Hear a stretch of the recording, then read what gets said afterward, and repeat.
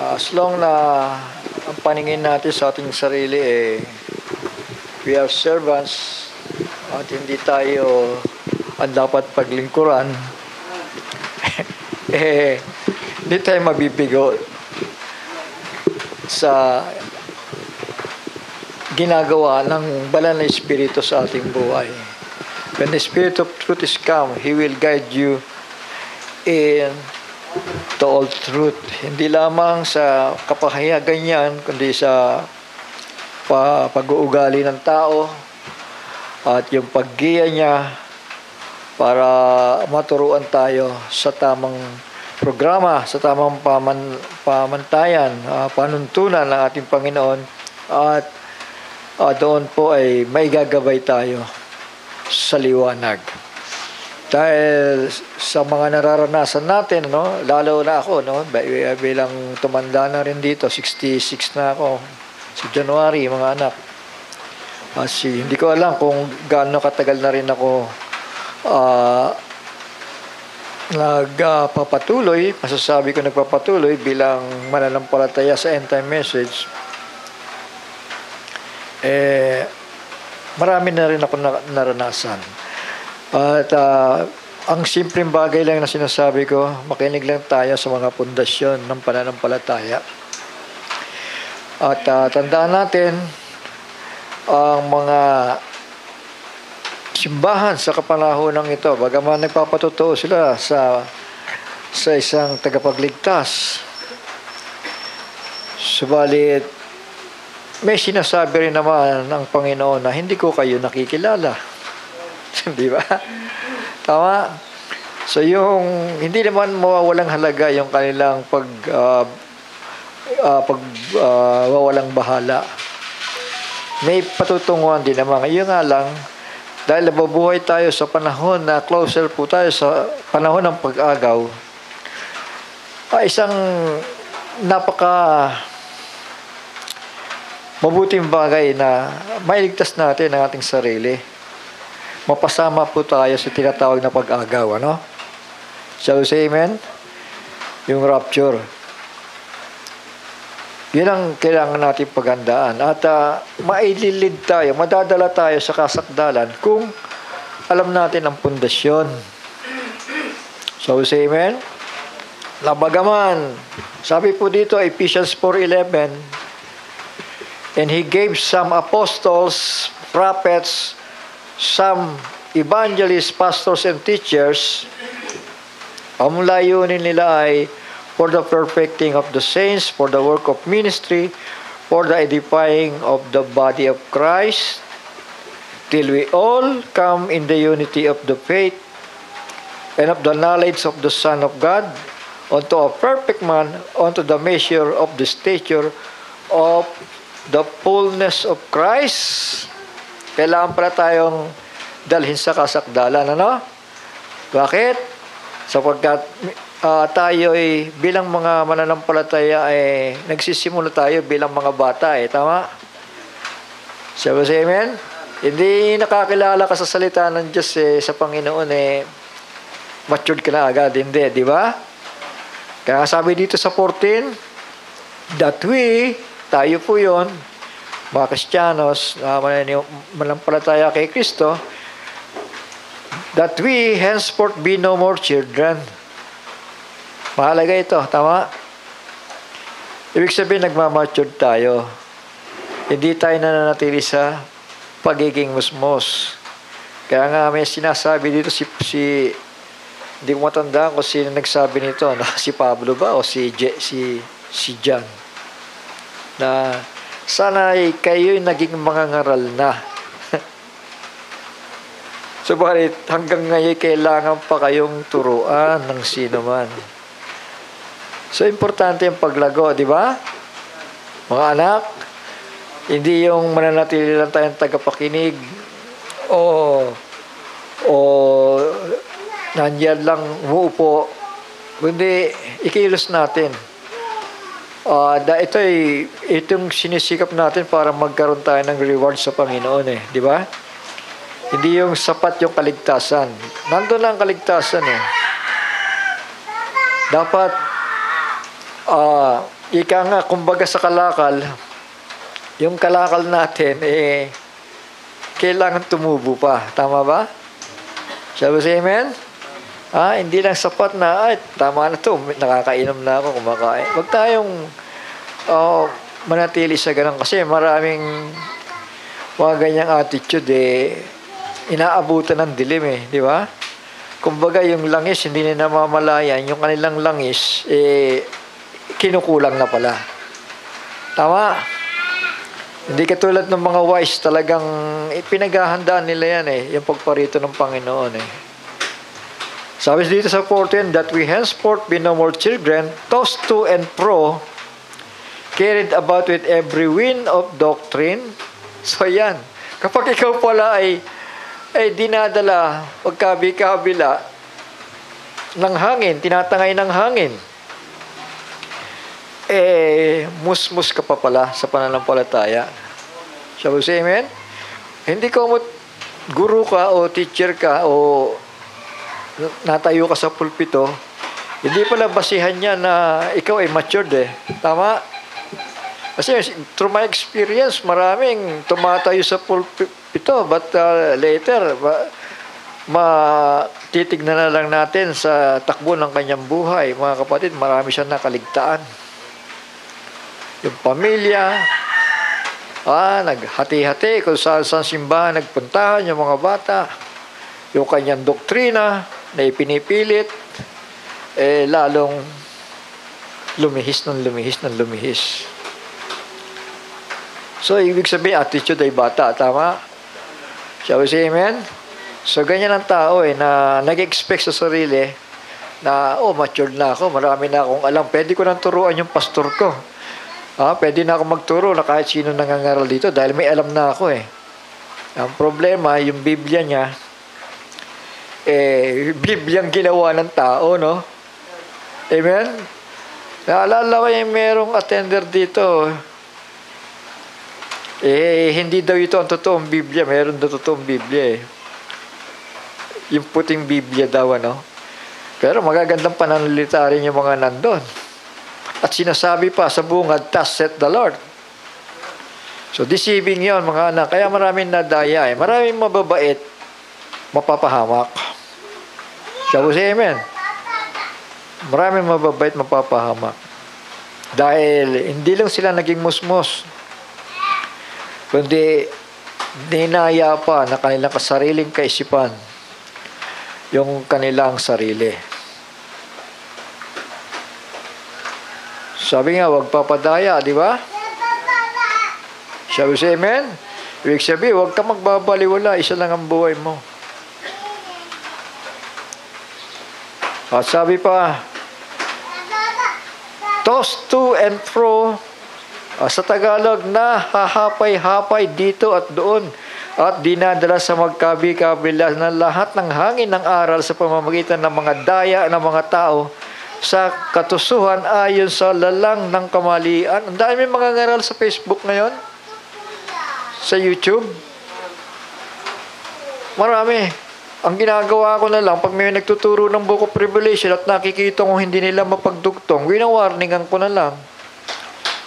Ilalagay ko doon, sino mo magdagdag ay dadagdagan ng salot at sino mo magbawas ay babawasin din sa buhay, sa aklat ng buhay.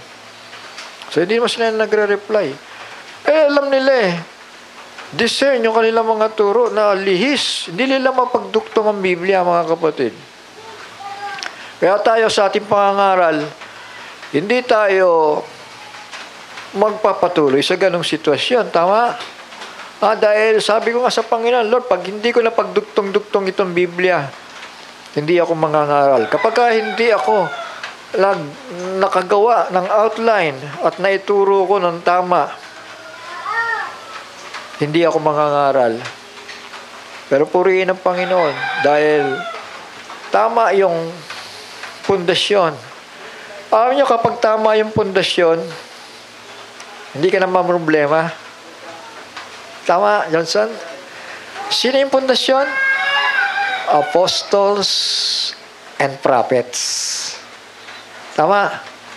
Na kapag yan, ang pundasyon na sinundan natin, sigurado ka na. Sigurado na ang gabay ng Panginoon sa iyo. Manatili ka lang magpakumbaba sa katotohanan. Shall we say amen? At kung sigurado ka na sa pundasyon, bay pagsikapan mo. Huwag ka matakot, mangaral, tumayo ka. Manindigan. Tama. Dahil kung mapapansin mo, yung pag-aaral natin talaga may continuity. Hindi sa pagmamayabang nga, mga anak. Pero yan ay patnubay ng Panginoon sa ating mga buhay. Basta't ang tamang pundasyon, Ephesians 4:11, apostles, prophets, evangelists, pastors, and teachers for the perfecting of the saints. At yung dalawa, ulitin ko sa inyo, and God's, 1 Corinthians chapter 12, verse 28, and God had set some in the church, first apostles, secondarily prophets. Secondary lang pala si Brother Branham Di ba? Bakit maraming masyadong... Tandaan nyo, yung binabanggit ni Pablo ito ay perfection ito, Tama, si Pablo ang sumusulat ng Ephesians at Corinthians for the perfecting of the saints. Pero wala siyang binabanggit na propeta ang magdadala ng perfection message. Malinaw ba, mga anak? God set some in the church. First, apostles. Unang-una pala, apostoles Tama. Kagaya ng panahon ni Kristo. Unang mga tinawag niya, puro apostoles yun. Tama po. Ang problema, may Judas pa rin, ano? Tama. At pagkatapos, after His resurrection, at ibuhos ang banal na Espiritu, doon lang lumitaw ang mga propeta, ebanghelista, pastors at teachers. Tama. So patunay yan na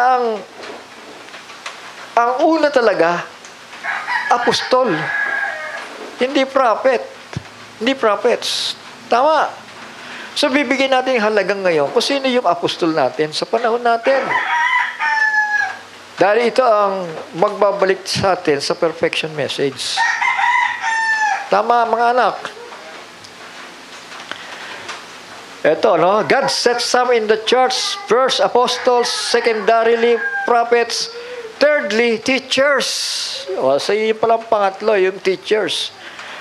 After that, miracles, then gifts of healings, helps, governments, diversities of tongues. Sabihin natin, yung pastors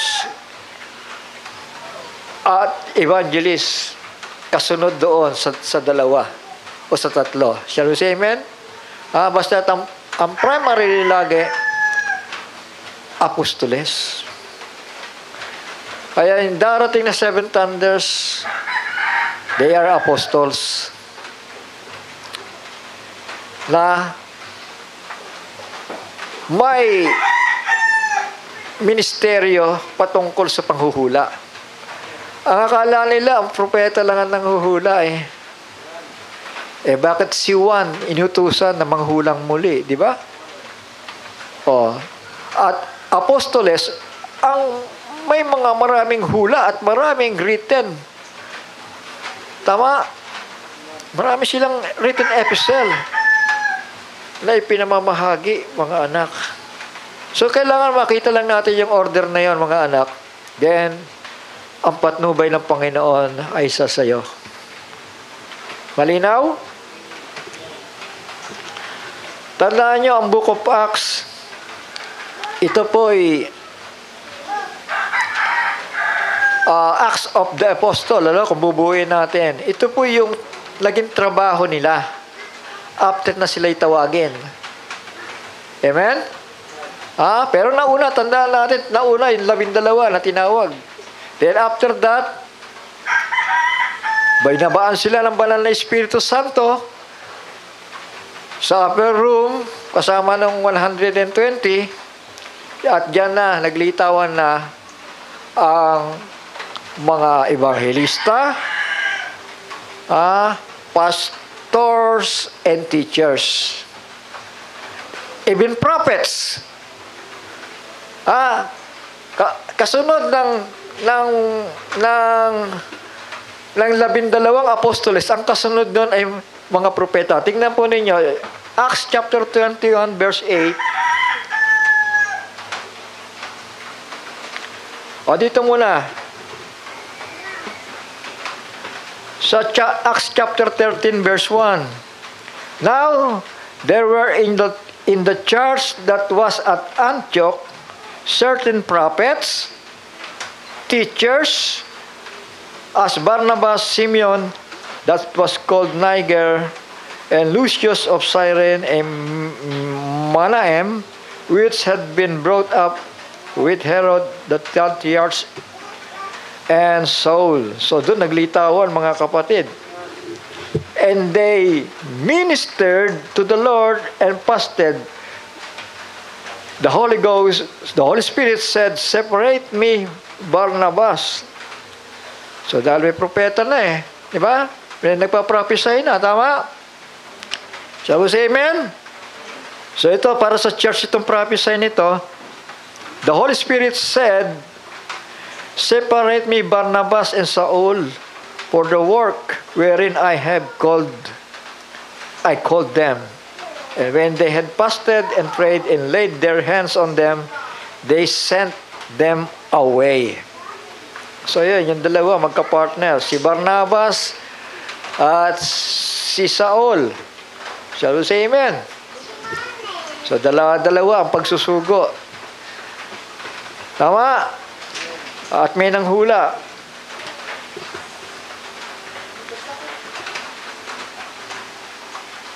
So dito, naglitawan ng evangelist sa 21 verse 8. And the next day, we that were at false company departed and came unto Caesarea, and we entered into the house of Philip, the evangelist. Ay, si Philip ay isang evangelista, no? Shall we say amen? And which was one of the 7, and abode with him. Ayan, Acts 11:27. And in these days came prophets from Jerusalem unto Antioch, and there stood up one of them named Agabus. Si Agabus ay isang propeta, tama? Pero hindi siya naunang tinawag. Ang mga naunang tinawag talaga yung 12 apostles, tama? Kasunod na lamang itong mga propetang ito. Tama? There stood up one of them, named Agabus, and signified by the Spirit that there should be great dearth throughout all the world, which came to pass in the day of Claudius Caesar. So, nangyari, di ba? Yung ulalang propeta na yon, tama? Na si Agabus. Ayan.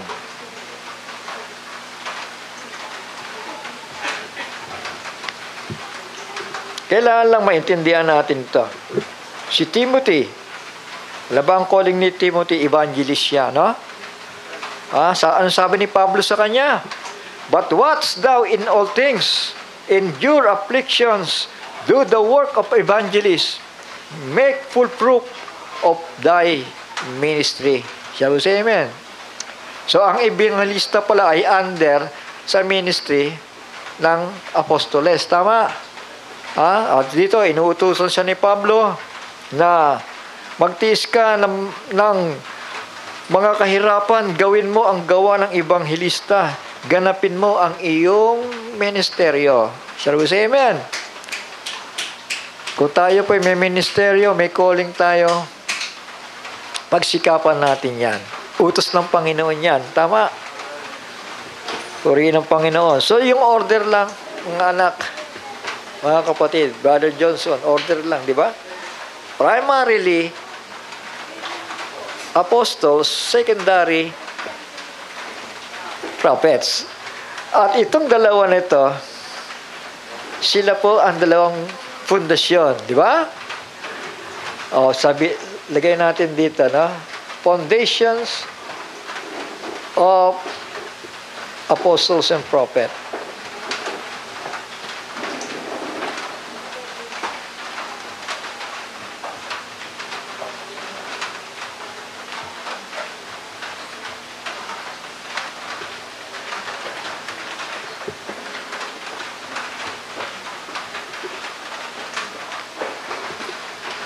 So ito.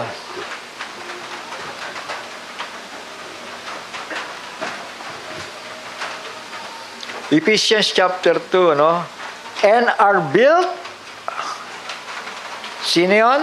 In church, no? Built upon the foundation of the apostles and prophets. So tama. Sino ang foundations? Apostles and prophets.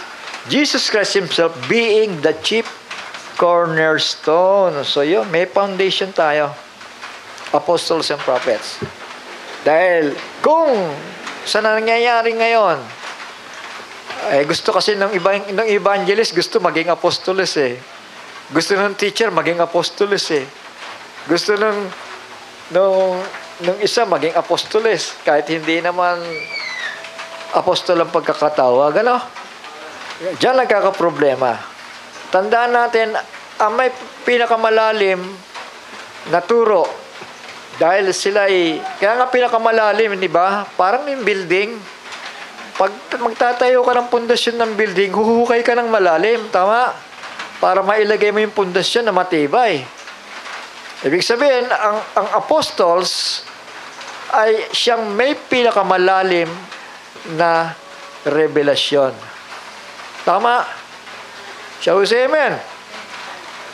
At kung pag-uusapan, ikukumpara William Marion Branham and Brother Jackson, mga kapatid.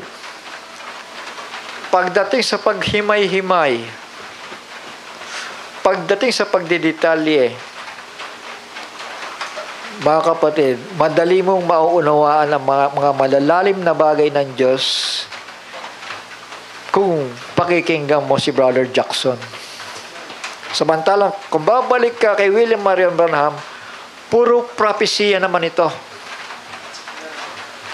Ang problema sa mga propesya, na kung hindi yan ikaklaro ng isang apostoles, magkakaproblema ka. At yan ang nangyayari ngayon sa end time.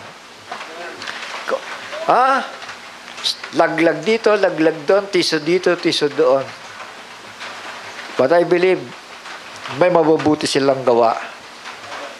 Pero ang hinahagad po natin ay yung pangakong pag-agaw sa Panginoon. Shall we say amen? Yung pangakong pag-agaw. At yan ay, sabi ng Panginoon, sanctify them by your word. Your word is truth. Shall we say amen? Paano ka, Brother Joseph, mas-sanctify sa dual statement? Paano ka mas-sanctified sa triple statement? Even wrong statement. Kaya nagpikit mata na lang ang end time na sinasabi, ay pakinggan nyo ang sinabi ng propeta, say what the tape says. Ayan, nagka-problema. Hindi na maibalik. Purihin ng Panginoon. Sige po, magpatuloy po tayo. At dumulog tayo sa isang panalangin para magabayan tayo. Maaga pa naman mga anak, huwag tayo mag-alala. Ama namin, banal at makapangyarihan sa lahat. Muli, minsan pa, nagpapasalamat kami sa iyong paggiya sa bawat isa sa amin. Na konti man kami sa bilang, Panginoon, subalit ang salita mo ay siyang katotohanan na lumilinis sa aming pagkatao at kaluluwa, Panginoon. Naway patuloy kang manahanan sa aming kalagitnaan, Panginoon, at igiya po kami sa lahat ng kapahayagan na magdadala po sa amin doon sa pangakong pag-agaw. Panginoon, minsan pa, ikaw po ang lumagay sa sa kalagitnaan namin at magbukas ng mga bagay na ito upang ang kapahayagan mo, Panginoon, ay aming mapanghawakan sapagkat ito ang magdadala sa amin sa tinatawag na pananampalataya sa pag-agaw, Panginoon. Salamat po sa araw nito. Minsan pa, sa pangalan ng aming manunubos na si Yahushua HaMashiach, ang banal na Israel. Amen. At amen. So tuloy natin, mga anak.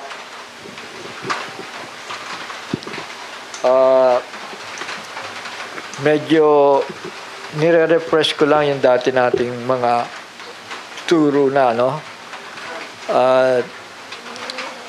Kaya ang pinagdidiinan ko yung mga anak. Dahil, based on my experience talaga,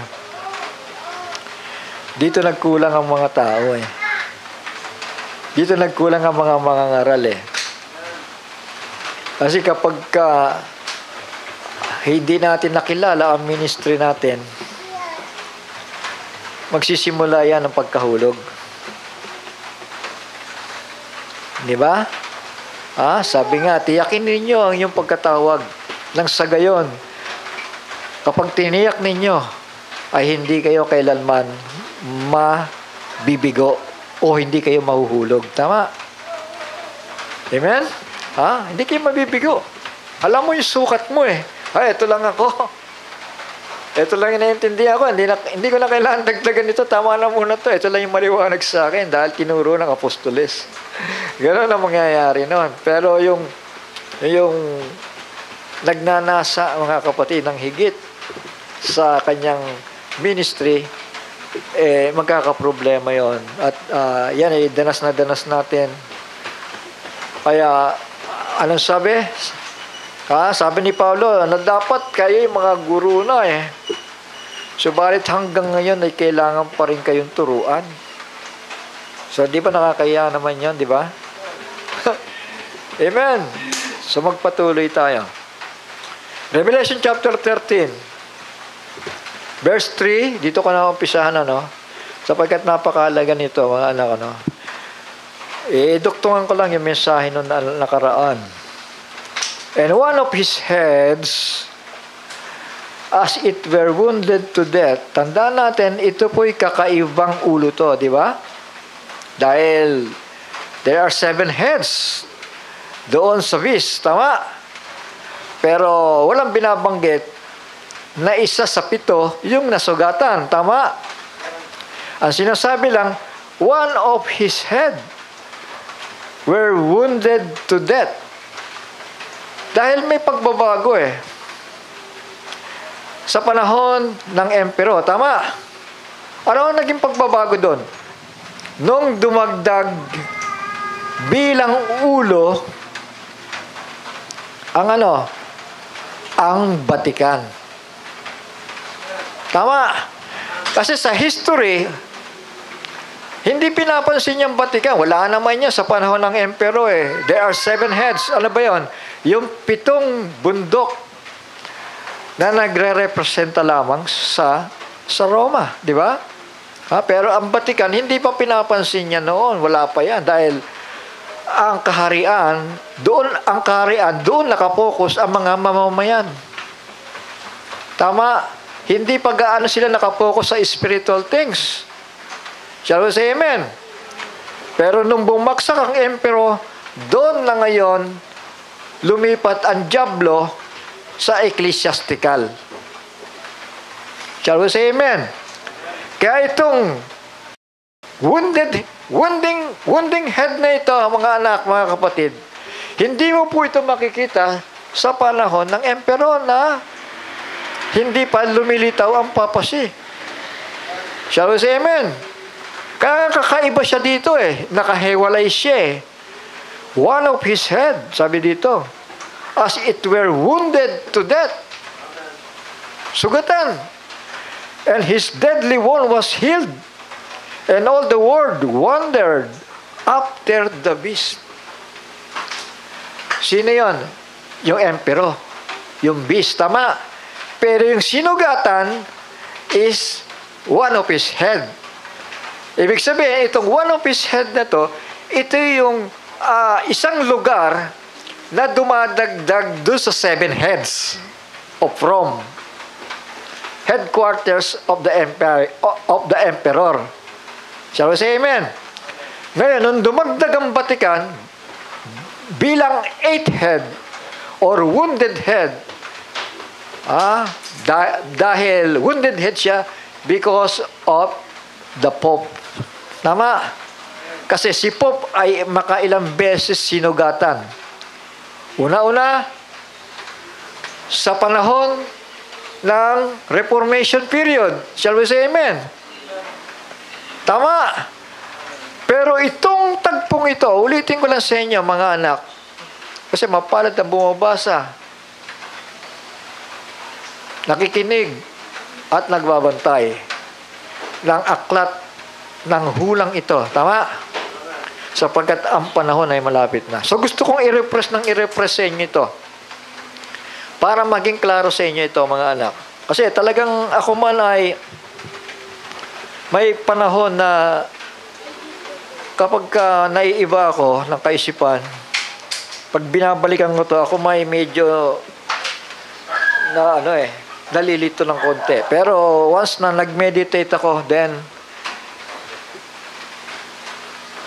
dito may apply, and when the Spirit of truth is come, He will guide you into all truth. Sabi po dito, and they worship the dragon. So ito yung pinaka-head nila, tama. Sino ito? Si Lucifer. O si Satan, tama. Which gave power unto the beast. Nagbigay siya ng kapangyarihan. Tama. Saan? Doon sa beast system. Shall we say amen? And they worship the beast. See? Tama. Si Lucifer, si Satan ay sinamba. Ngayon, marami nang sumasamba kay Satanas ngayon. Tama? Shall we say amen? Directly talaga. Now, pagdating dito, dahil dito lamang sumulpot muli, dito lamang sumumpang muli, sa middle of the week, ang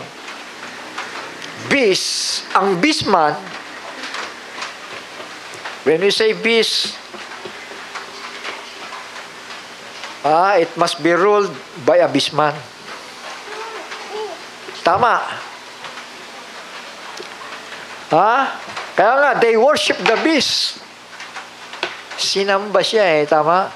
Hindi ka naman pwedeng sumamba doon sa sa teritoryo Natural, yun nagro-rule doon. Yun ang sinamba. Saying, who is like unto the beast, who is able to make war with him? Yun ang mga sinasabi ng mga tao. Sino nga ang lalaban sa kanya? Sino nga ang babaka sa kanya? Shall we say amen? Dahil siya anointed by Satan and Abaddon. Shall we say amen? Yung power na yun, yung triple power, di ba? The dragon, the beast, and the false prophet. Di ba? Malinaw sa inyo to, di ba? Shall we say amen? Ngayon ito, who is able to make war with him? Ibig sabihin, may bakbakan, physical. Tama. And there was given unto him a mouth speaking great things, and blasphemies, and power was given unto him to continue 42 months speaking about the beast. Tama. Itutuloy niya yung ginagampanan nito. Tama. Na ang opisina niya ay doon sa 8, tatawagin nating 8 head or Vatican City. Doon siya nag-oopisina. Shall we say amen? Naging head siya dahil yung teritoryo na yon ay umangat nag-arise di ba? Kasi dati 7 heads lang di ba? At tumutukoy sa Roma, pero nahigitan ng Vatican napantayan niya di ba? Dahil nag-arise ang Vatican Samantalang nung lumaglag ang Roman Empire, nag-arise naman ang Vatican, which is now also a nation. Tama? A nation within a nation, Vatican. A city within a city within a nation. And a nation within a nation. Tama? So, amen? Sangayon ba kayo? Ang Vatican ay isang bansa. Isa rin siyang ulo. Siya yung ikapitong ulo. Ngayon, magiging maliwanag sa atin ito, mga anak. Mas liliwanag ito. Shall we say amen? Parang nakakalito lang, pero titignan lang natin yung transition of power. Shall we say amen? Dahil ang Vatican, naangatan niya ang Roma Dahil sa kanyang convert, billions ang kanyang convert na pinamumunuan ng false prophet.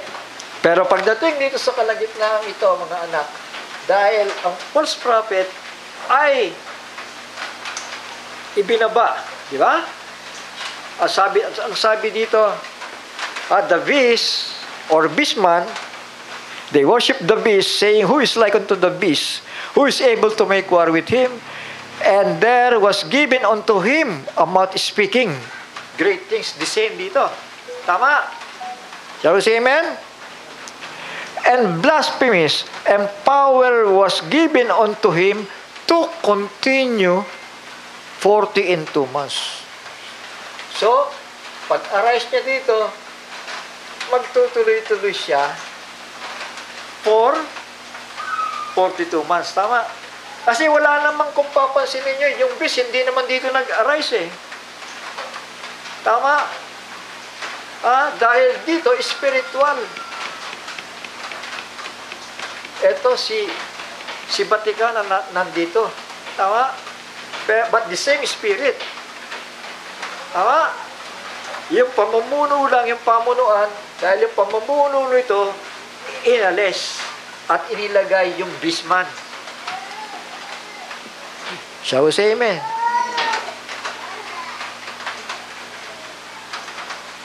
Mag-amen kayo para makita ko na ito'y klaro sa inyo, mga anak. Chapter 17, punta tayo. "And there came one of the 7 angels, which had the 7 vials." Yung vials po ay dito yan. 7 vials, dito po ibubuhos yun. Amen. So, wala pa ito. Tama. Pero meron ng anghel na may hawak na yun. ng 7 vials na yan, at kausap nga ni Juan. And talk with me, saying unto me, Come hither, I will show unto thee the judgment of the great whore that sitteth upon many waters. No, sino yung great whore? Vatican. Yun ang territory. Tama. At yung kanyang opisina, Roman Catholicism. Shall we say amen? Na pinamumunuan ng Pope sa panahon na yan. Sa panahon na to. Ito. Sa panahon natin. Ito po rin. Mga anak. The great whore, I will show thee the judgment. So hinatulan siya. The judgment of the great whore that sitteth upon many waters. Waters symbolizing many people. Amen? Billions ang kanyang convert. Maging Hudyo, maging Muslims, maging false Christianity, converted sa kanya ito. With whom the kings of the earth had committed fornication, and the inhabitants of the earth have been made drunk with the wine of her fornication. Spiritually, fornicating spiritually. Shall we say amen? Ha? Isipin mo, Muslims, o kayo, isa tayo. Ha? Ano yan? O Hudyo, o iisa tayo. O sino pa? Buddhist, isa tayo. Fornicating yan eh. Di ba? Shall we say amen? Yun ang ibig sabihin ng fornication. Kung saan-saan ka nalang pumapasok na simbahan. Wala kang tiyak kung saan ang totoong simbahan mo. Tama? Shall we say amen? Dahil kapag ang tao ay lito at kung saan-saan sumisimba, fornication po ang tawag doon. Spiritually. Ha? The kings of the earth have committed fornication, and the inhabitants of the earth have been made drunk with the wine of her fornication. So he carried me away in the spirit into the wilderness, and I saw a woman sit upon the scarlet-colored beast. Sino yun? Yung woman, RCC, Roman Catholicism. Tama? Saan siya nakaupo? Sa beast. Sa scarlet-colored beast. Tama? Ibig sabihin, yun ang kanyang depensa. Tama? Yun ang kanyang depensa dahil muli nga siyang binuhay, tama? Nasugatan siya at muli siyang binangon di ba? At namangha ang mga tao, di ba? Sabi doon, Revelation chapter 13. Amen. Kaya lang, ang dominion ngayon, nasa beastman. Siya, nandun, naging alalay, yung false prophet. Tama? So, makikita natin yung sitwasyon. And I saw the woman sit upon the scarlet-colored beast, full of names of blasphemy, having 7 heads and 10 horns. So, yun.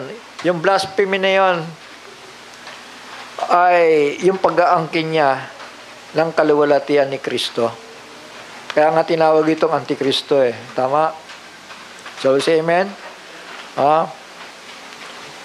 Sabi pa dito, full of the names of blasphemy, having 7 heads and 10 horns. So, nandun pa rin yung 7 heads and 10 horns. Tama? Pag binabanggit ito, 7 heads and 10 horns, it speaks directly to a territorial. Shall we say amen? Para hindi kayo malito, mga anak. Yung mga nakakaalam na ito at malinaw na sa kanila, hindi ko na problemahin. Kaya kailangan sumigat kayo ng amen para mag-iba tayo ng anggulo. Di ba? Maganda tinitignan natin iba-ibang anggulo para mas klaro yung ating pangunawa. Tama? And the woman was arrayed. When we say a woman, it speaks of the church. Amen? Sino yan? Yung mother of harlots. And the woman was arrayed in purple scarlet color. Kakulay niya, yung scarlet colored beast. Tama? And decked with gold, precious stones, and pearls, having golden cup. Yun. In her hand, full of abomination and filthiness of her fornication. Di ba kapag ka nagkukumpisan, may cup na ganon? Tama. Tapos may tinapay na ganon, sasabihin sa'yo, the body of Christ. Oh, this is the body, eat it. This is the blood, drink it. Tama. Yun pala yung abomination yun. Tama. Dahil ang doktrina ay live-in eh. Di ba? Isipin mo, 3 ang Diyos. Pinaghati-hati mo. Mga kapatid,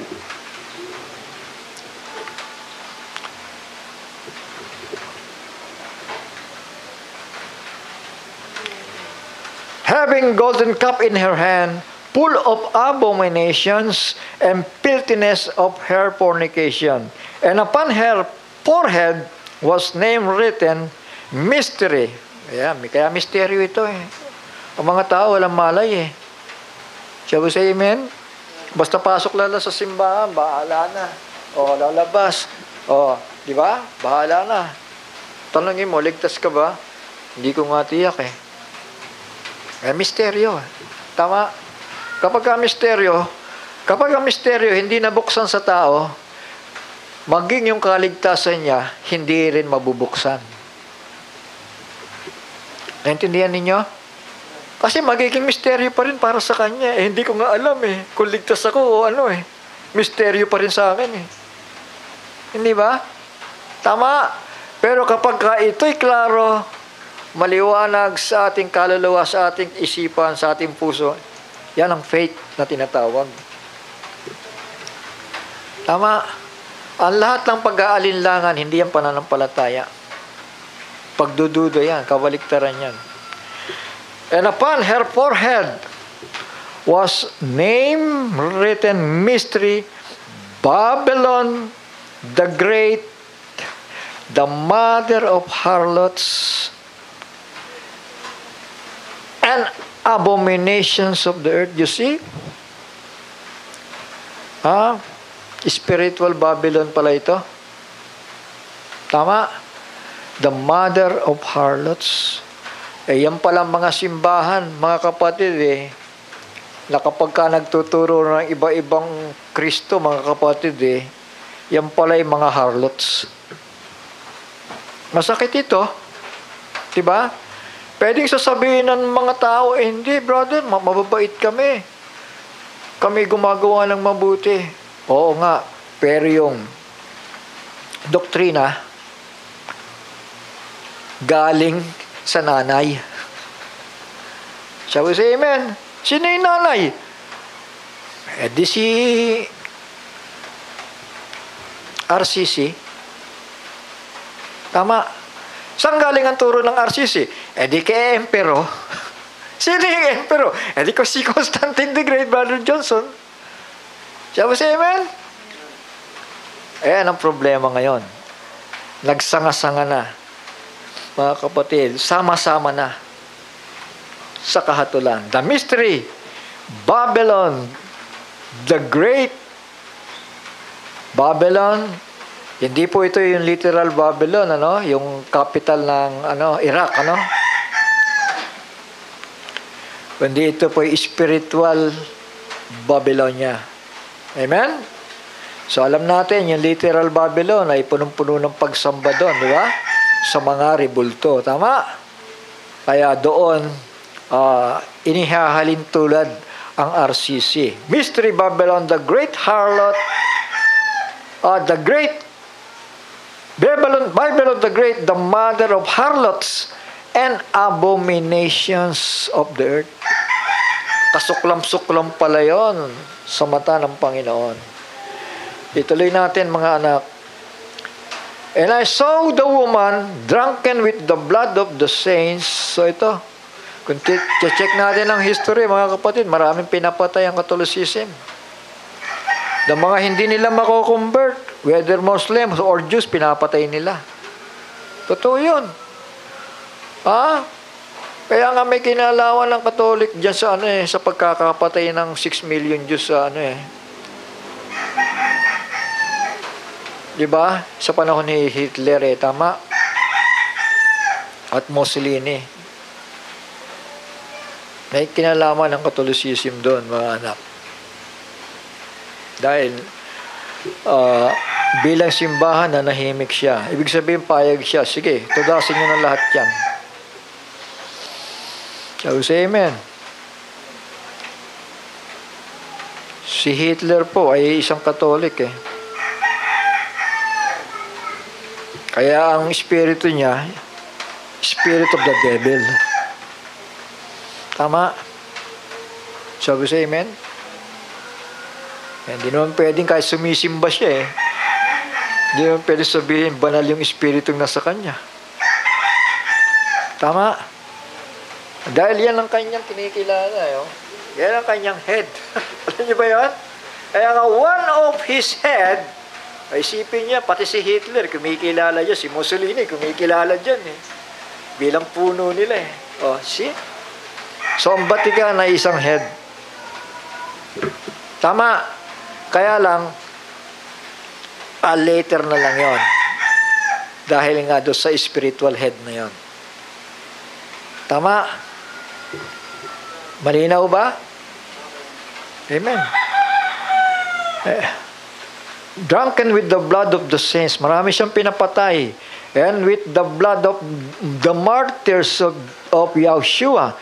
And when I saw her, I wondered with great admiration. Nagilala si Juan. And the angel said to me, therefore, didst thou marvel? Sa Tagalog, at sinabi sa akin ng anghel, bakit ka nanggigilalas? Sasabihin ko sa iyo ang hiwaga ng babae at ng hayop na sinasakyan niya na may 7 ulo at 10 sungay. Misteryo pa rin, di ba? I will tell thee the mystery of the woman.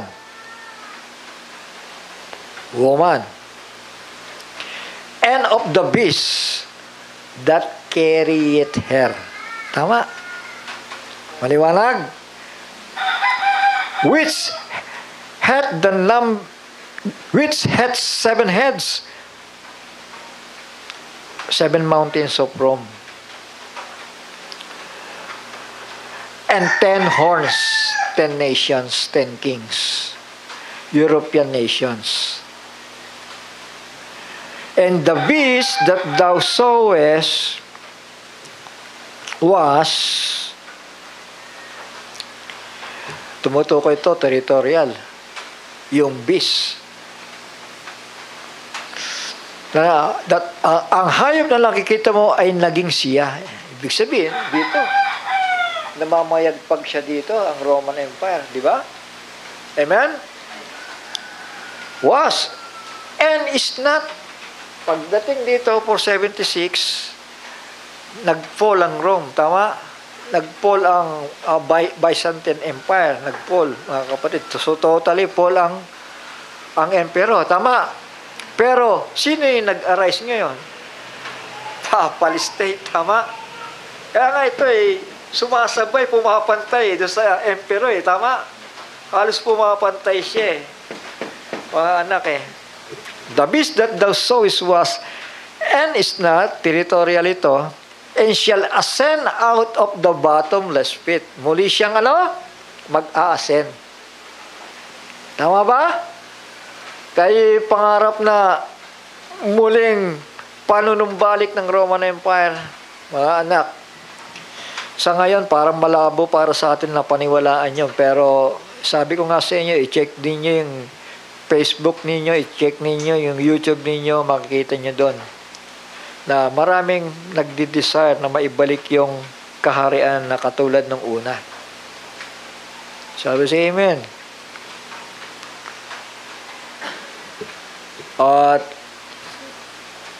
walang imposible doon. Pero hindi ito mismo. Kasi ibababa nga ito tama. Ang sabi naman nila, ito daw magpapalit ng anyo.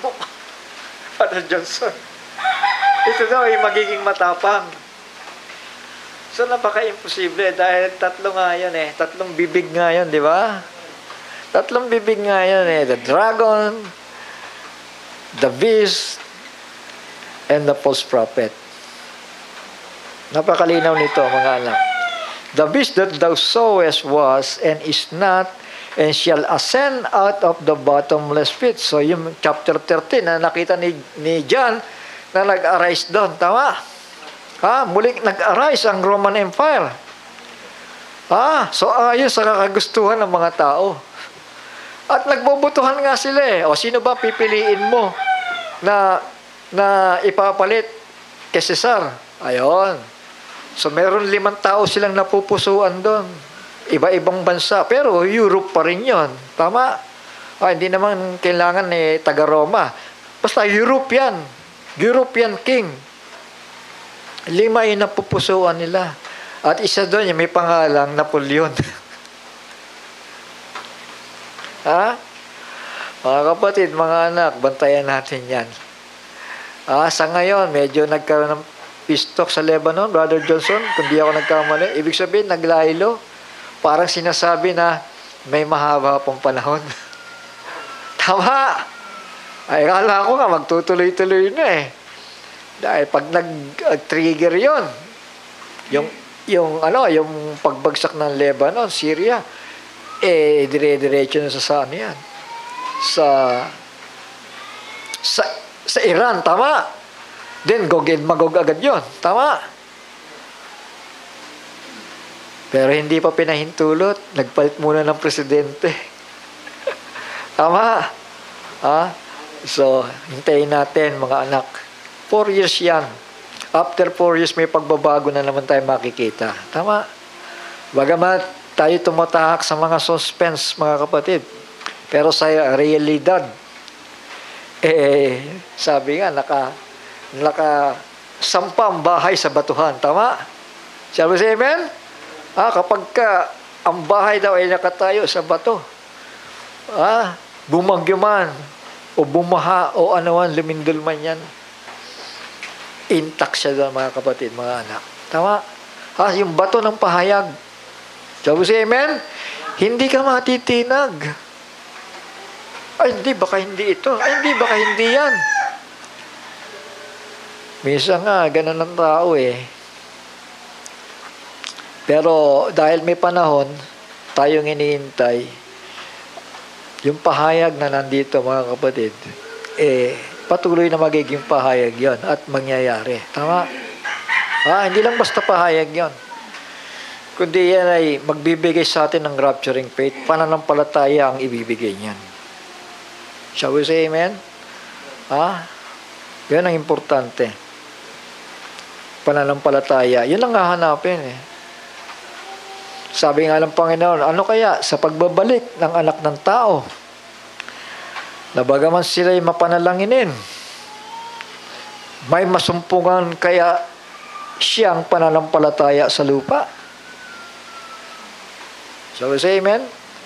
Abay, pagdating pala ng rapture, ang hahanapin sa iyo hindi yung pagiging mapanalanginin mo eh. Hindi lang yun ang hahanapin sa iyo. Bagamat kailangan nating manalangin, ang hahanapin sa iyo yung rapturing faith. Yung oil, yung revelated oil ang hahanapin sa iyo. At kapag hindi ka naging qualified na bagamat birhen ka, sasabihin ng Panginoon, hindi ko kayo nakikilala. Shall we say amen? Kaya kailangan huwag tayo maging kampante. Hahanapin ng Panginoon yung revelated oil sa inyo. Yung revelation, yung knowledge of truth. Yung bagay na maglilinis sa inyo. Kaya nga yan, pamagat natin yan. Revealed word. Ano naging kasunod nun? Sanctified church. Yung revealed word na yan, yan ang naglilinis sa church. Naglilinis sa bawat isa sa atin. Shall we say amen? Yan ang nagpapatibay sa ating pananampalataya. Tuloy ko. Sa verse 8, and the beast that thou sawest was and is not sa yung territory. Siya yun. Pero hindi siya. Ano ibig sabihin yan? Ibig sabihin, nag-fall ang Roman Empire. And shall ascend out of the bottomless pit. Muli siyang umahon. And go into perdition. Dito, hahatulan siya ng Panginoon. Tama? Dito, sa wrath of God, hahatulan siya. Dahil nasaan siya niyan? Nasa Megiddo siya. Bumaba ka sa hari ng mga hari. Tama?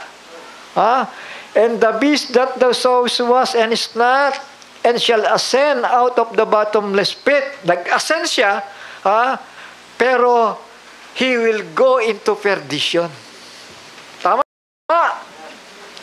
Hindi siya nag-ascend na nagtuloy-tuloy para mamayagpag ang Roman Empire. Hindi po, dahil sinira siya, winasak siya ng Panginoon. And they that dwell on the earth shall wonder, whose names were not written in the book of life from the foundation of the world.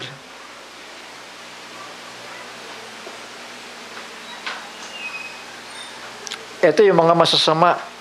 Their name were not written in the book of life from the foundation of the world. When they behold the beast that was and is not and yet is. Namangha sila no? Kasi wala silang pahayag. Tama? So, say amen? And here is the mind which hath wisdom. Ay, check ninyo yung mga mind ninyo. Kung may wisdom doon. The 7 heads are the 7 mountains. Ano yan? Yung 7 mountains of Rome. Tama? Territorial. Tama? Dahil yung isa, yung dumadagdag, yung wounded head, is the 8th head. Spiritual yon. Head din siya, kaya lang spiritual. Malinaw sa inyo? Vatican. Pero itong 7 heads, ito ay ipinakita ko na sa inyo, isa-isa yon. 7 yon, the 7 mountains of Rome. Ibig sabihin, Rome pa rin. Rome pa rin. Tama? Amen. The 7 heads are the 7 mountains on which the woman seated. Ang Vatican nakaupo sa Rome. Ang Papa nakaupo rin doon. Tama? Tapos amen. Malinaw. Yan. Sino yung woman? Roman Catholic Church. Pagka pinag-usapan ng woman, church. Tama? Amen? Pag pinag-usapan ng beast, territorial. Or, yung kanilang bisman, yung kanilang pinuno, yung kanilang general. Tama? I hope na nagliliwanag ito, no? Kasi nung una parang ang hirap ipaliwanag, pero ngayon napakadali na. Kahit hindi mo ganang nire-review, pero yan, pagka tinatak ng Panginoon sa yan, ay nag-stimulate. Tama? Ibig sabihin, pinapaalala ng Panginoon niya, nag-stimulate yan. Nagiging matibay yung aral.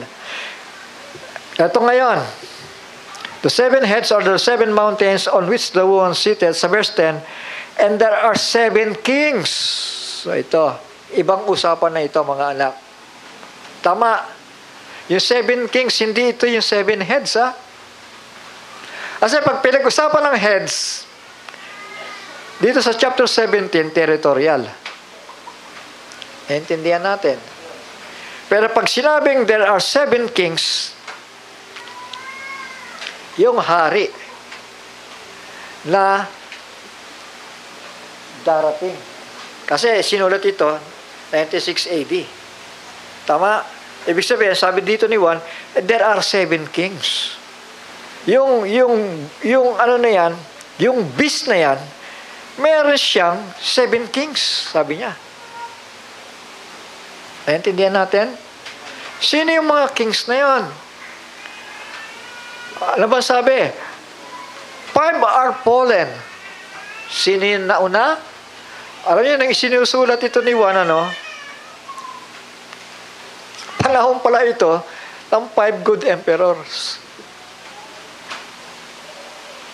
5 good emperors na isa-isa na maghahalinhinan sa emperor. Tama? So, kaya nga sabi niya dito, 5 are fallen. So, patay na yung 5 na yon. Bakit naka-group sila? Kasi ito yung tinatawag ng history, 5 good emperors. Naintindihan natin? 5 good emperors. And one is, sino yung one is? Yung nag-imbento ng Godhead, yung Trinity of the Godhead, si Constantine the Great. Shall we say amen? Kaya mabibigat yung kanilang papel Tama. Kaya nga, eto tuloy natin. Kaya nga mga heads ito. In other words, itong kings na ito, mga heads ng emperor. Yun. Shall we say amen? Heads of the empire na nagpapalit-palit doon. Yung 5 good emperors, then, and one is, ibig sabihin, si Constantine the Great sa kanyang kapanahonan, 325 AD, na nagbigay sila ng katuroan ng Trinity Doctrine. Hindi ba? Yun ang pinaka mabigat na ginawa ng Diablo, di ba? Tama. Hindi lang siya nanggulo sa politika, nanggulo rin siya sa simbahan. Sabi siya, amen. Sabi pa dito, and the other is yet to come. So may darating after Constantine the Great. Tama. Sino yung dumating? Alam natin, nung 473 or 79 AD, bagsak ng ang emperor, tama. Pero ang humalinhin ito. Shall we say amen? Kaso nga, mahina siya. Kasi kailangan niya ng supporter. Shall we say amen? Sino yung naging supporter niya? France. Shall we say amen? Sino doon? Si Charlemagne. Yun ang tumulong sa kanya laban sa mga vandals na umaatake sa kanya. Pinaalis siya sa Papal State, pinalalayas siya dahil sumakop nga itong mga vandals, mga kapatid. So ano nangyari? Shorten ko na lang para ma-inject na sa atin yung pinaka-base, yung pinaka-understanding sa bagay nito, no? Bagamat pag sinabi kasi nating history, maraming mga bagay pa yan. Tama? Yung pinaka-base na magliliwanag sa atin ito, mga anak, mga kapatid. There are 7 kings, the 7 rulers of the empire. 5 are fallen, and one is, and the other is not come. And when he come, he must continue a short space. Sino yan? See?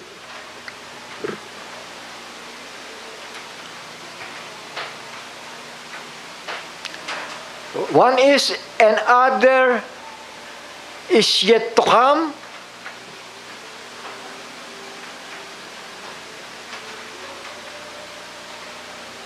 So yung one is nito, si Constantine the Great. Sinong sumunod? Si Charlemagne. The other is not yet come, and when he cometh, he must continue a short space. And the beast that was, so pampito na yon, di ba? Tama. So may isa pa.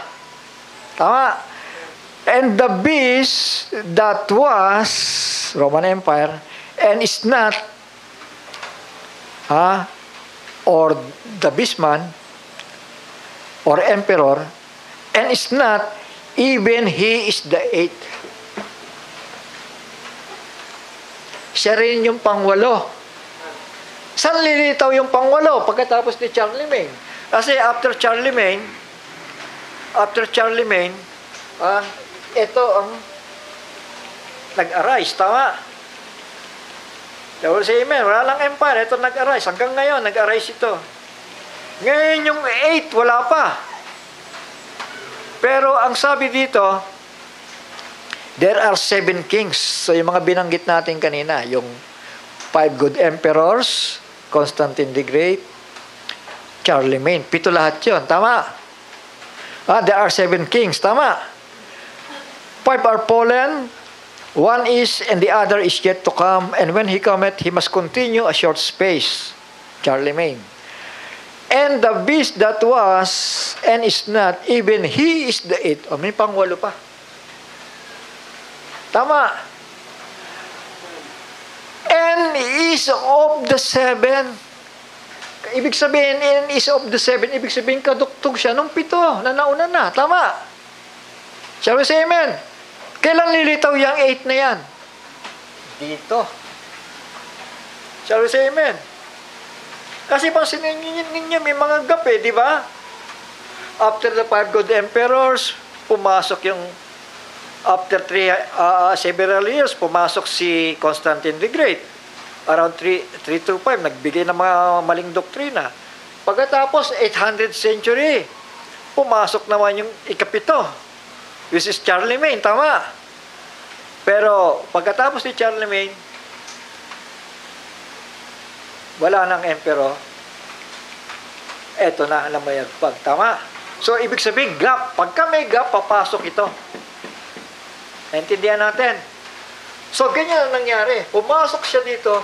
Now, pagdating dito sa middle of the week, papasok naman yung ikawalo. Naintindihan natin? Shall we say amen? Ha? The beast that was and is not, even he is the eighth. The eighth emperor. The beast man. Or beast king, sabihin natin. And is of the seven, galing din siya, ibig sabihin, yung spirit nung galing din sa pito. Sa ikapitong hari. Tama? And go it into perdition. Dito, sa Megiddo, hahatulan siya. Shall we say amen? Sa Megiddo, hahatulan siya. Go it into perdition. So, ito nangyari. Balik tayo sa Babylonia. And the 10 horns, 10 nations of Europe, European nations, which thou sawest are the 10 kings. So, individual yun, Tama. As an empire, meron ding isang nagahari doon. Tama. Ngayon, in every nations, meron pa rin kanya-kanyang hari. Tama. So, ganon itong binabanggit dito. And the 10 horns which thou sawest are 10 kings. Ibig sabihin, minor. Hari siya, pero under siya sa emperor. Tama. The 10 horns which thou sawest are the 10 kings which have received no kingdom as yet. Shall we say amen? Ibig sabihin pala pagdating ng middle of the week, yung 10 horse na yan, wala mo ng paghahari. Tama. Shall we say amen? Sino magbibigay sa kanila ng power and authority para maging hari? Ituloy natin yung pagbasa. Sabi dito, the 10 horns which thou sawest are 10 kings which have received no kingdom as yet, but receive power as kings, plural 1 hour with the beast. So doon sila kumuha ng kapangyarihan kanino? Sa emperor, para maitalaga sila bilang hari sa kanya-kanyang bansa. Shall we say amen? Malinaw, di ba? These have one mind and shall give their power and strength unto the beast. So, yun. Ibig sabihin, magpapailalim ngayon sila sa emperor. Tama? Yung 10 hari niya, magpapailalim sa emperor. Doon sa beast na walang iba kundi si Napoleon. Shall we say amen? This shall make war with the Lamb. Saan yan? The Battle of Megiddo. Malinaw ba? Doon ngayon, mag-aabang sila sa pagbaba ng kordero. And the Lamb shall overcome them, for he is Lord of lords, King of kings, and they that are with him are called chosen and faithful. And he said unto me, the waters which thou sawest, where the war sitteth, are peoples. Ito. The war, the mother of harlots. Vatican. Nakaupo sa beast, tama? Shall we say amen? Ruled by the Pope. Spiritual. Ecclesiastical.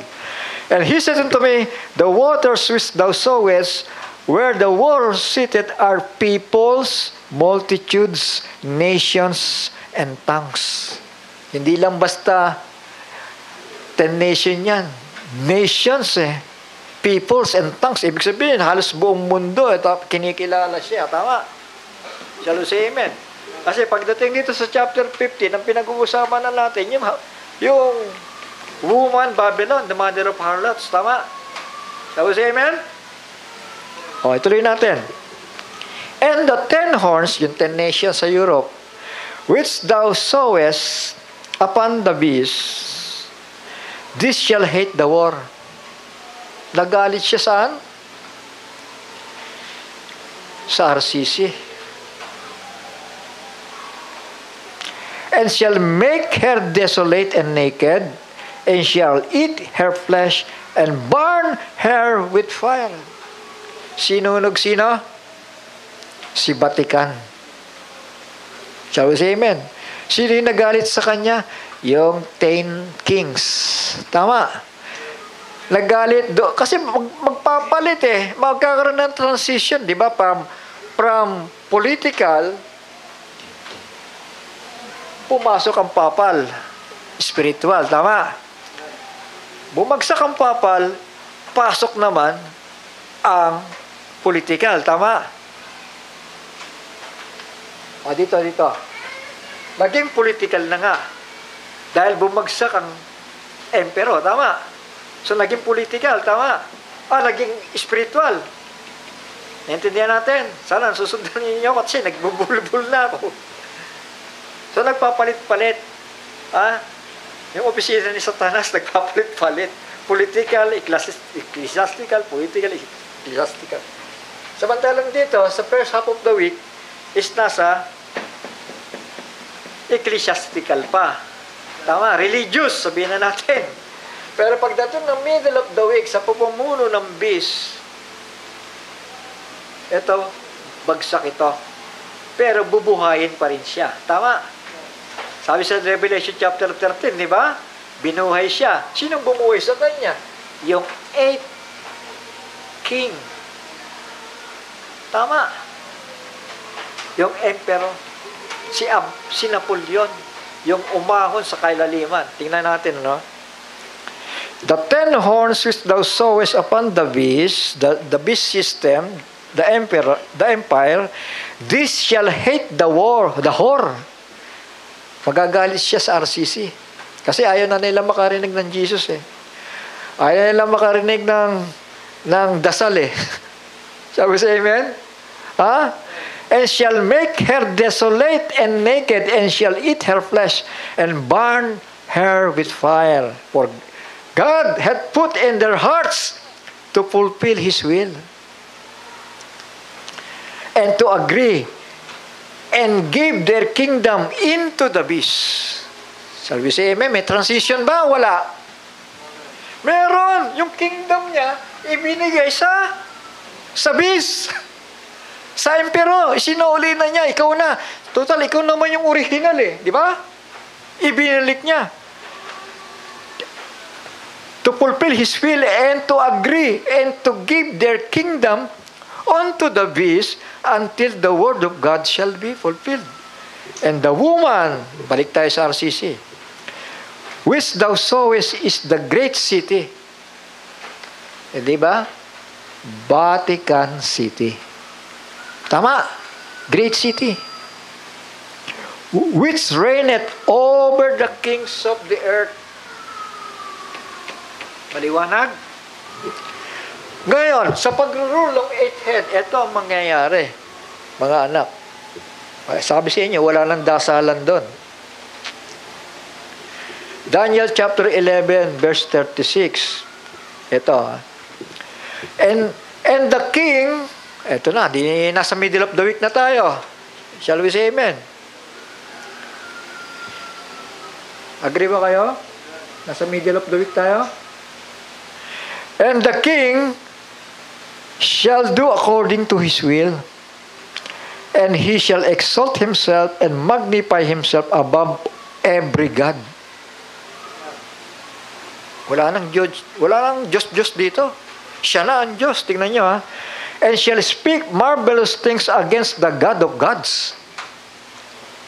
And shall prosper till the indignation be accomplished, for that is determined shall be done. At siya'y giginhawa hanggang sa ang galit ay maganap, sapagkat ipinasya ay gagawin. Ang ipinasya ay gagawin. Ibig sabihin yung judgment ng Panginoon para sa kanya. Giginhawa siya dito. No man might buy or sell, save he that had the mark of the beast. Tama? Shall we say amen?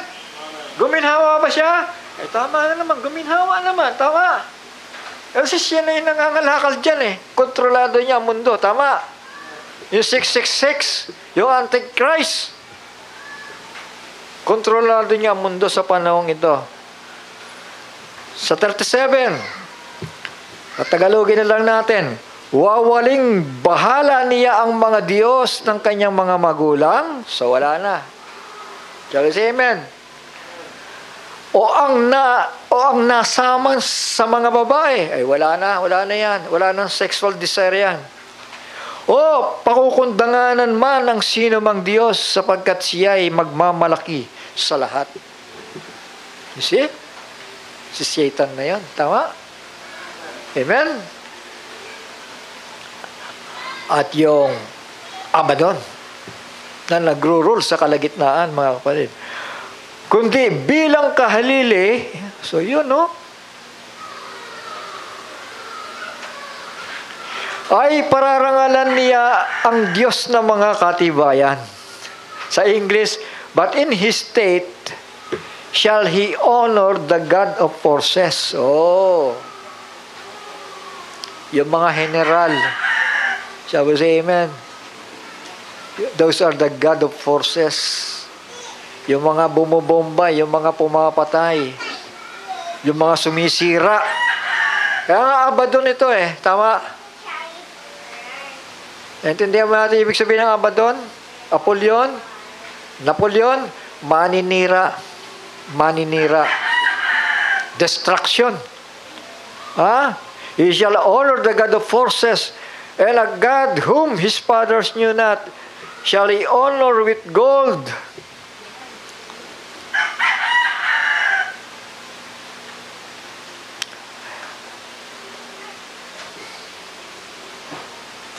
And silver, and with precious stones and pleasant things. So, sino yun? Yung God of... Pag sinabing ang i-honor niya, yung mga forces niya yung mga general, yun ang i-honor niya, mga kapatid. So, 39. Thus shall he do in the most strongholds with a strange God, whom he shall acknowledge and increase with glory, and he shall cause them to rule over many, and shall divide the land for gain. Ayan, Israel, umanda ka. Dahil hahati-hatiin ka. Amen? And at the time of the end, shall the king of the south push at him, and the king of the north shall come against him. Now, etong bagay na ito, mga anak, nangyari ito sa panahon ni Antiochus Epiphanes. Pero mauulit itong bagay nito. Shall we say amen? Antiochus Epiphanes ay kinilala bilang Antikristo sa kanyang kapanahunan niya. Kalaban ng Diyos Naintindihan po natin, mga anak, mga kapatid, wala nang Diyos doon.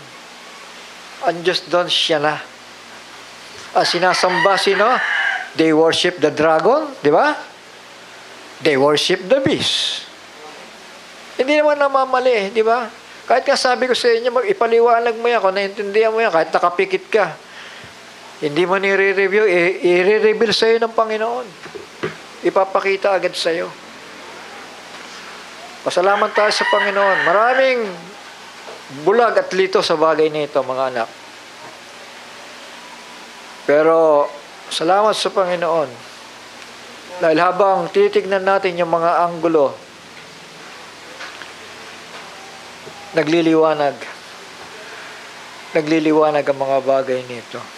Marami nag-interpret ng Book of Revelation sa YouTube. Bigyan ko sila ng bersikulo. Sino mo magdagdag niyan? Sino mo magbawas niyan? Diba? Sino mo magdagdag, dadagdagan ng salot. Sino mo magbawas, babawasin sa aklat ng buhay. Hindi ba nakakatakot yan? Hindi sila makapag-reply. Bakit? Alam nila eh.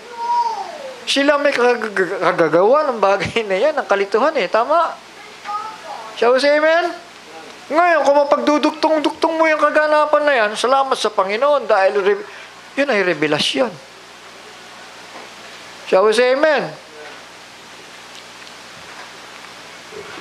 Mga anak, mga kapatid, so pagduduktong ito, walang biro ito, mga anak. Lubusin natin ang oras. Zechariah chapter 13. Bilisan ko lang pagbasa, no? Para mabuo sa atin yung kwento, ha? Yun ang layunin nito.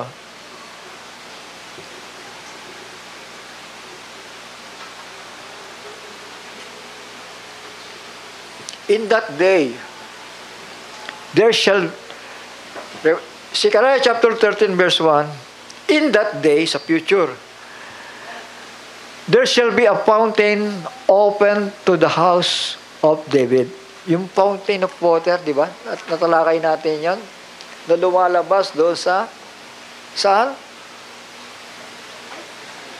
Sa templo. Tama, na-preserve yung temple eh, di ba?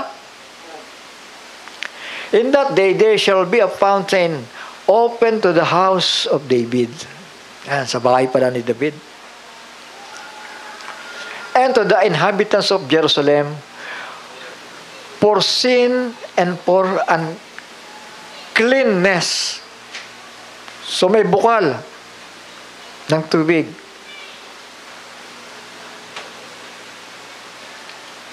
Para sa karumihan at sa kasalanan. And it shall come to pass in that day, saith the Lord of hosts, that I will cut off the names of the idols out of the land. So, anong gagawin? Lilinisin si Israel. Tama. Saan nangyayari yan? Dito. Sabi sa amen. Dito. I will cut off the names of the idols out of the land, and they shall be no more be remembered. And also I will cause the prophets and the unclean spirit to pass out of the land. So alisin na, mga anak, yung mga religious doon, activities. Maiiwan doon yung Judaism na totoo. And it shall come to pass that when any shall yet prophesy, then his father and his mother that begat him shall say unto him, Thou shalt not live, for thou speakest lies in the name of the Lord. Nagsisinungaling ka sa pangalan niya. Sasaktan siya na kanyang magulang di ba? And his father and his mother that begat him shall trust him true when he prophesied. And it shall come to pass in that day that the prophets shall be ashamed every one of his vision when he had prophesied, neither shall they wear a rough garment to deceive. Nagdadamit pa Pero sa panahon na yan, mga anak, hindi ako propeta. Hindi ako propeta. Kasi papatayin sila Yung kamag-aalakan niya mismo, papatayin siya kapag nasumpungan siyang sinungaling. Bakit ka mo? Andiyan ang kapangyarihan ng Diyos sa dalawang propeta na yan. Shall we say amen? Mga anak, pagduduktong ito, para magsitibay kayo. Shall we say amen? Yan ang susi para mapagduktong-duktong natin ang Book of Revelation.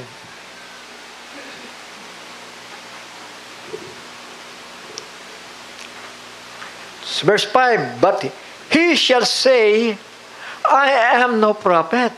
I am an husbandman. For man taught me to keep cattle from my youth. Oh, di ba? Hindi ako propeta, hindi ako mangangaral. Ako'y magsasaka ako. Bata pa lang ako, tinuruan na ako para magsaka. Ayun, mga kapatid. Hindi nabisto. Tama? Sabi siya, amen? Samantalang ngayon, ang dahil nagbubulaan doon, mga kapatid. And one shall say unto him, what are these wounds in thine hands? Then he shall answer, those with which I was wounded in the house of my friend. Iyan ang mga naging sugat ko sa bahay ng aking mga kaibigan. Ibig sabihin, kapag siya naligaw doon sa kanyang kaibigan at nangaral-ngaral siya doon, nasumpungan siya nagsisinungaling, susugatan siya. Shall we say amen? Sasaktan siya. Tama. Awake, O sword, against my shepherd. Ayan, ito na. Middle of the week na ito. Bakit gano'n ang pananalita? Awake, O sword, against my shepherd. Bakit may sword sa kanyang pastor? Sino ba yung pastor ni Israel? Si Moises. Tama? Ayan. Nagbigay ng kautusan. Tama? And against the man that is my fellow. Sino ba yung my fellow? Sino ba yung kaibigan ni Jesus? Di ba? Sino yung kaibigan ni Jesus? Si Elijah. Si John the Baptist. Siya ang kaibigan ni Jesus. Tama? Amen? With the anointing of Elias. Linaw? Hindi ito basta tsamba, mga anak, mga kapatid. Hindi basta inimbento ito. Awake, O sword. Ibig sabihin, humanda ka. Kayong dalawang propeta, humanda kayo. Dahil eto na ang tabak. Shall we say amen? Anong ginawa sa dalawang propeta? Pinatay ng Antikristo. Tama. Amen. Amen. Awake, O sword, against my shepherd, and against the man that is my fellow, Moses and Elijah. Said the Lord of hosts, smite the shepherd, and the sheep shall be scattered. Takbuhan lang ngayon sila si Israel in the middle of the week. Takbuhan lang ngayon sila. Tama! Hindi ito katang-isip, anak, mga kapatid. Buo ang kwento dito. Buo ang pahayag dito. The sheep shall be scattered. Takbuhan ngayon si Israel. And I will turn mine hand upon the little ones. Oy, kayong dalawa, tayo. Come up high there. Di ba? Muling bumangon yung dalawang propeta. Tama. At yung 1/3 ni Israel, saan dinala? Tinago sa ilalim ng lupa. Shall we say amen? I will turn mine hand, sabi ng Panginoon, upon the little ones. Marami. Tama. Amen? Resurrection of the two prophets, then the hiding of the 1/3 of the Jews, at yung 144,000, mga kapatid, mangangaral pa sa panahon na yon. Sisigaw pa yon, hindi sila masusumpungan, mga kapatid. And it shall come to pass that in all the land, said the Lord, 2 parts therein shall be cut off and die. Di ba? Ano meron dito?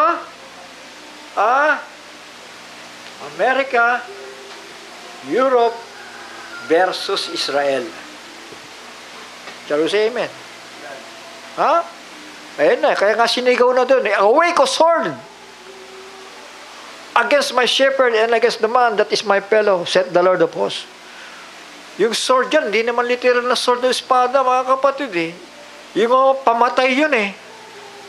Tapos, amen? Mga pamatay yun. At ang sabi, shall come to pass that in all the land, said the Lord, 2 parts therein shall be cut off. So 2 parts ang patay sa kanila. But the third shall be left therein. Yung 1/3, buhay. Bakit sila himalang na buhay? Tinago sila sa ilalim. Revelation chapter 11 yon. O Revelation chapter 12. Tama. And I will bring the third part through the fire. Ibig sabihin, meron silang babakahin. And will refine them as silver is fine, and I will try them as gold is tried. Yun, may pagmumolde sa kanila. They shall call on my name, and I will hear them. And I will say, it is my people. Shall we say amen? Buhay ba sila o patay? Buhay yung 1/3. Tama. And they shall say, the Lord is my Elohim. Shall we say, praise the Lord? Malinaw ba? Lalong lumilinaw yan. Mga kapatid, susunod pa lang mga talata na pag-aaral natin. Talagang pinakita sa atin ng Panginoon ang direksyon. Pero ang daigdig na simbahan hanggang ngayon, mga kapatid, ang pananaw nila, ha, miski yung mga follower ni Brother Jackson, follower ng iba pa nating kasambahay, mga kapatid, right until now, ito pa rin. Tama, Brother Johnson? At sabi nila, ito daw magiging matapang. Di ba, Brother Johnson? Babalik lang, ita-turn over nyo lang kay Abaddon. Then, safe na, di ba? Then, that is middle of the week. Then, ano kasunod? 5 months tormention habang nagtatakbuhan si Israel. Shall we say amen? Naintindihan? Malinaw ba sa atin to? Mga anak, salamat sa Panginoon. Sa susunod yung kaduktong, ano? So, bali chronologies ito, no? Tama? Of the book of Revelation. Purihin ang Panginoon at kasalamat tayo sandali. Ama namin, banal at makapangyarihan sa lahat. Salamat sa pagpapahayag mo sa bawat